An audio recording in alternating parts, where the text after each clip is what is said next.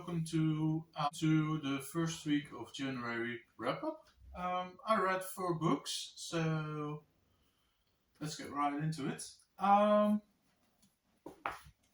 Damn it. First book I've read is Sister by Rosamund Lupton. This is somehow a mystery told by the main character, Beatrice. Her sister is missing, that's the title, and she wants to discover what happened.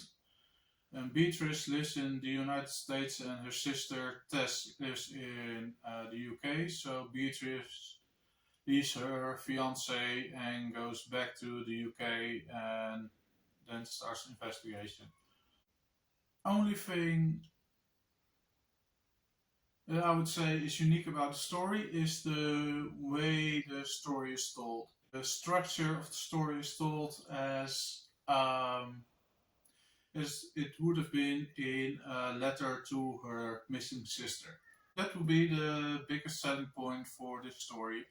I thought the plot was at some points really predictable, especially after 2/3 you could already pinpoint to who would be the bad guy. Said for the writing or for the structure, how the story is set up, I would recommend it. And otherwise, it was just an okay book for me. Then I read 2 books by Agatha Christie. First story I read was Lord Edgware Dies. It's an Hercule Poirot mystery. So we follow the adventures of Hercule Poirot, and they are penned down by Hastings. Yeah, the setup is Hastings and Poirot are in the theater, and they see a woman playing, and they're talking about it. Then Poirot is approached by a woman, and she clearly states to him, "Would you help me get rid of my husband?" And her husband is Lord Edgware. And she said, "Well, not by murdering him, but I want to divorce him. But if that wouldn't work, I would probably kill him." So yeah, Hercule goes and talks to Lord Edgware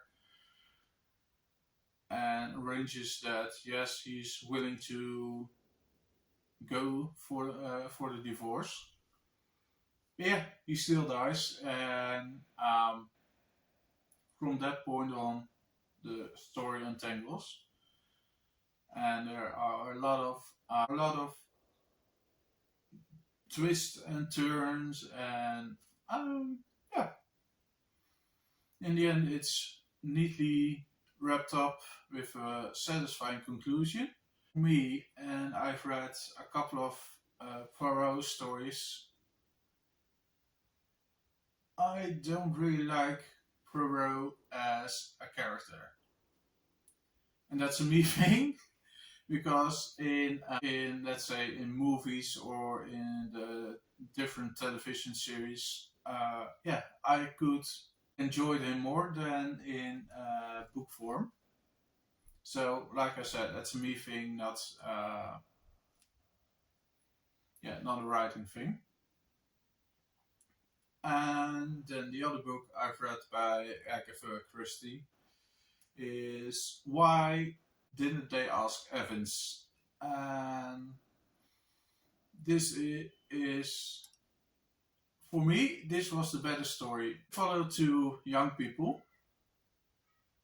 No, let me set the story. One of our 2 main characters is playing golf, and when he loses his golf ball, he finds a body, but the body isn't dead yet. He thinks he is, but at some point he wakes up and the only sentence he speaks is, "Why didn't they ask Evans?" That's probably the mystery. Then the dude dies. It's Bobby Jones who loses his golf ball. So he and his not girlfriend but friend he had from earlier was younger.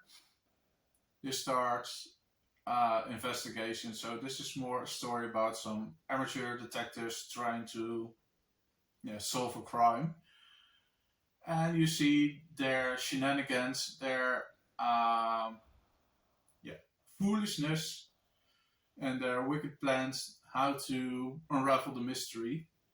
In the end, they succeed though, and it's highly, highly entertaining. I really, really like that story a lot more than the Hercule Poirot one. So out of these two, I would recommend Why Didn't They Ask Evans more. And last but not least, I've read Daughter of the Forest by Juliet Marillier. This book was hyped a lot for me, and I really liked it. I actually really like it. In this story, we meet Sorka. Sorka is the daughter from, and her father. Oh, she has 6 other brothers.